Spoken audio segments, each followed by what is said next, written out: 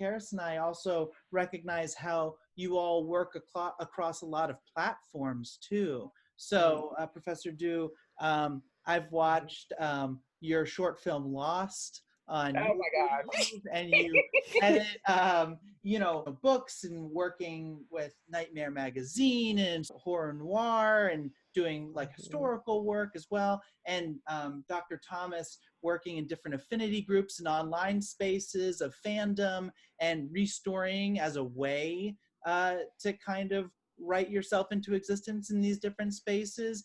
Maybe just speaking a little bit more about writing and scholarship, and, you know, in addition to subgenre in all these spaces as well. That is a fantastic question, and a highly relevant one, because there are so many emerging platforms, whether even it's like, say, narrative audio, which isn't really emerging. It's where we started with radio, with telling stories over the radio, but we're going back now. And that's one of my favorite platforms, is to just listen to radio fiction. Convince me that I'm somewhere I'm not. Take me to the moon. Take me to Mars. You know, that is diversifying. It could be a lot more diversified, but I can hear more people who sound like they might be Black than I ever heard in those 1950s ones, or that you would want to hear, because if you did hear them, it was never in a positive way. And in terms of film, I personally, from about the time I started publishing and producers were coming to me to try to option my work for film, and they would languish and the projects would never get made, I realized I needed to learn screenwriting. I decided and that's really delayed me with my last novel. I'm still writing novels. I have a novel I'm working on now, but I executive produced Horror Noire, and I feel very, very strongly that film is an important part of this piece, because sometimes when our stories do get adapted and do get told, producers and studios are using those writers that are right in their circle, who may not even be Black. And sometimes that works, but often, in fact, for the most part, I think it's much, much better if you can get creators who are represented on the screen behind the scenes to tell the story, because they're not going to rely as much on tropes. They're not going to rely as much on sort of stereotypes and casual relationships. There's more of a mission from those creators of color than sometimes if it's just, hey, let's make these characters Black because Black is in, as the character famously said in Get Out, you know? So that you can feel the difference in the tenor. And I do think that screenwriting takes time to learn. It's a difficult medium. It has the writing component. You have to learn the formatting. There's a social component in terms of networking. There's a presentation component in terms of pitching. So it's a lot, to me, more difficult than just sitting in my office and writing, you know, a 500-page novel to my own taste, as opposed to have it at every turn, you have to get this outline approved and that outline approved, and the whole committee has to agree. It's very, very different, but I think it's essential, really, because films stand the test of time in a way that's different than books. It's not that books aren't valid and books don't stand the test of time, but there is just something so accessible about bringing people to a screen, a small screen, a big screen, to have a story told to them that way. Mm-hmm. Yeah, I totally agree. And one of the things that I think film and television can do, you know, both original and adaptation, is to bring our creatives into this kind of lucrative, you know, almost $1 billion, not only merchandising space, not saying that everything should be merchandised, but as someone coming from fan communities and thinking about, you know, the big shows, the Comic Cons. One Black YA fantasy author who I was at San Diego Comic Con with mentioned that we were at a gathering of fans of color, but we were all fans of majority or, you know, predominantly white material. And so she said, well, what would it take for Black creators to have, you know, a Game of Thrones sized fandom, or a Marvel sized fandom, or a fandom, you know, like around The Walking Dead? And I think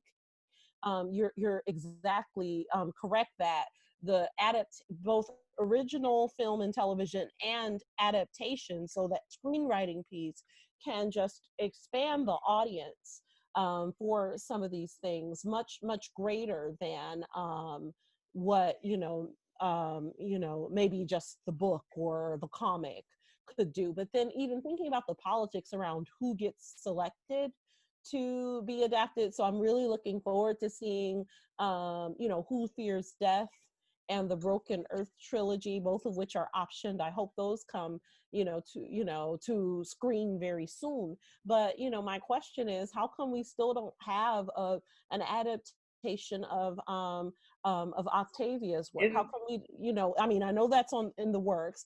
I'm thinking about your work and reading it, in undergrad, and thinking about, like, I'm looking at who gets adapted and who, gets sort of that push, and what kinds of speculative stories are seen as, fodder for, the big HBO or, Paramount or whatever, the Hollywood treatment, and which ones don't.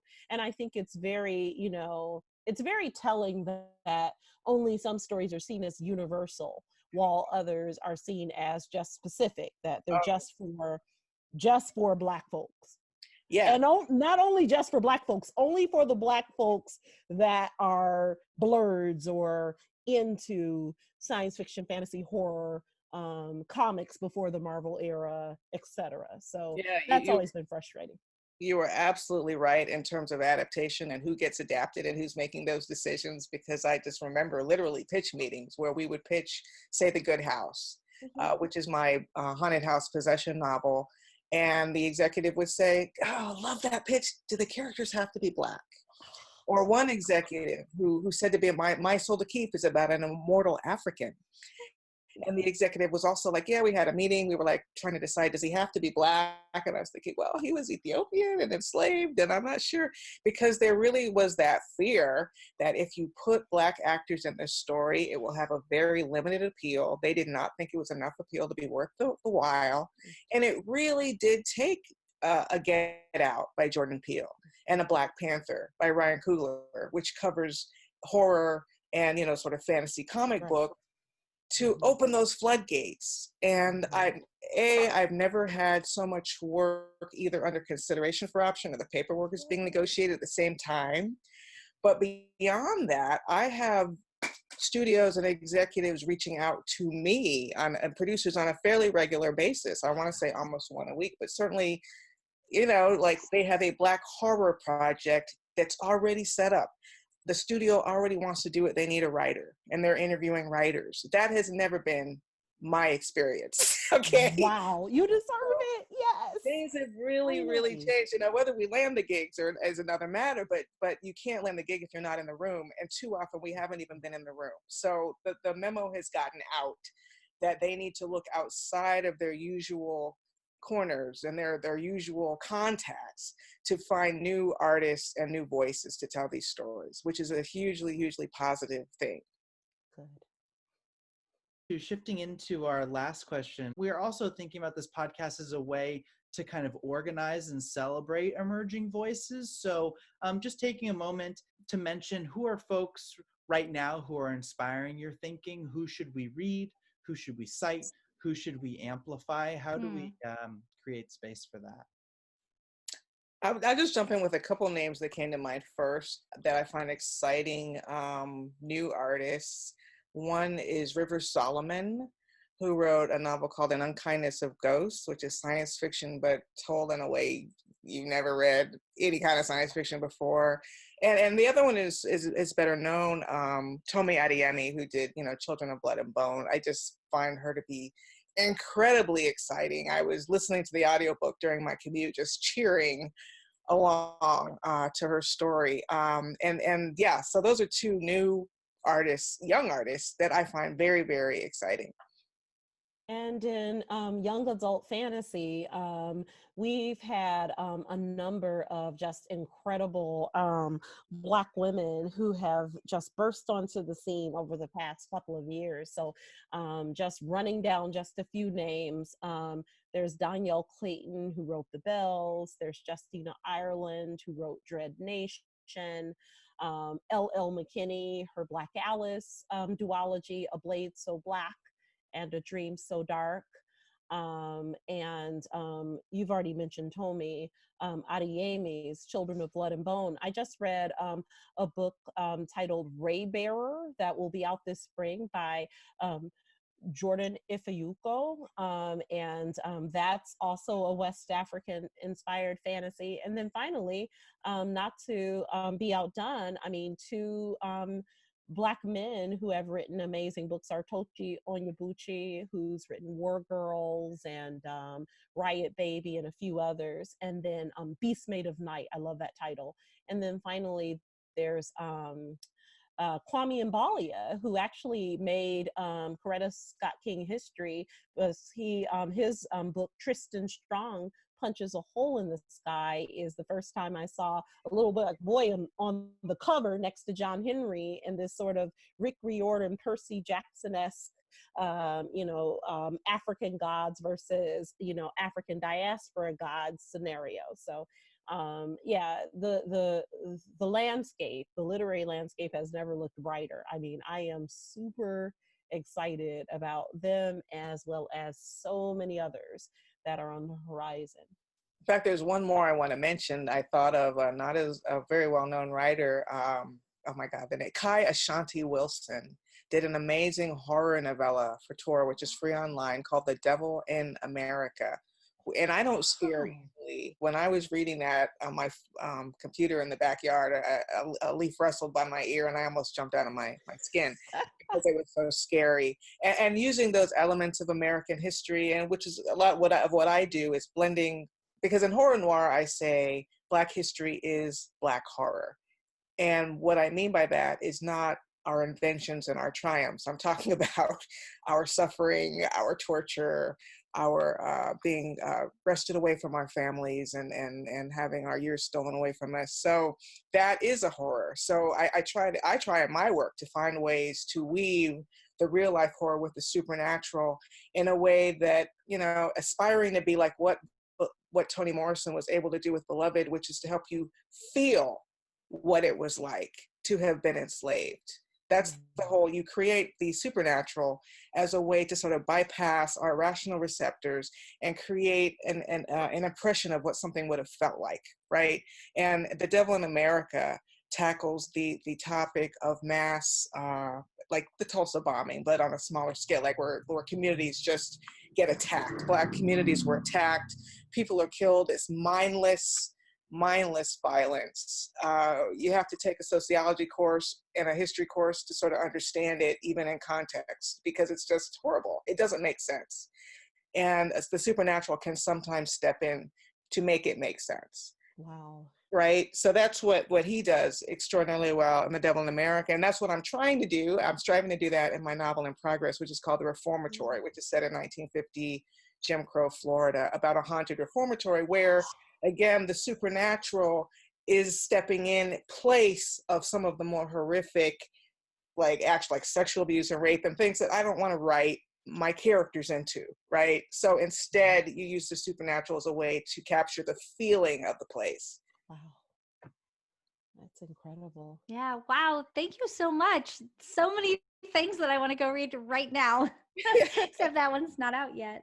Yeah, So is there our last question is there anything else you want to tell the audience, or any words of inspiration or charges for the people listening to the podcast?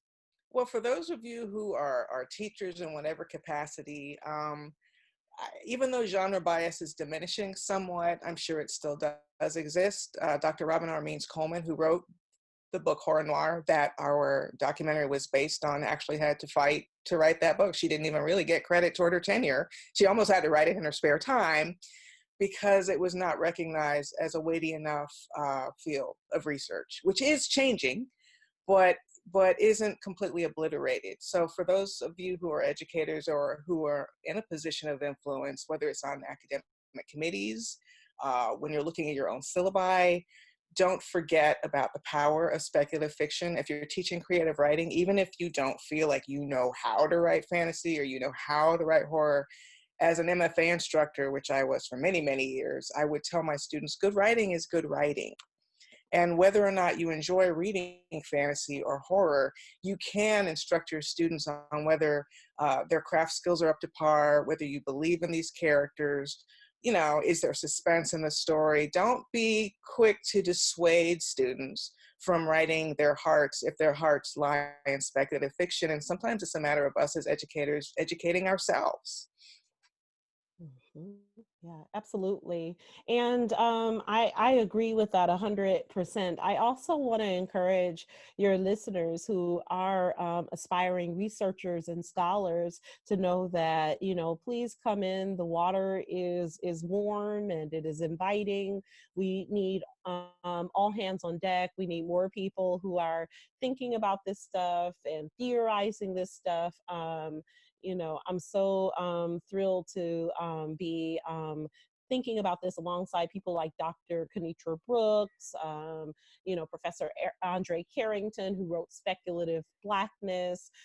We have also new and emerging scholars of the next generation. One I want to mention and shout out is Dr. Stephanie Tolliver, whose work is on Afrofuturism, and she's done a wonderful dissertation study, and I'm super excited to see her emerge into the field. And just because you see me and Stephanie working in this space doesn't mean that we don't need another 10, 20 plus dissertations within the next decade to help us think about transforming the classroom space and to think about transforming educational research and what counts as research, not only in education, but also in the humanities and the social sciences, because what we do is so important in these speculative genres, because you know, this is what shapes imagination. This is at the deepest part of us, and imagination shapes consciousness, and consciousness shapes politics and the world around us. So it's super important for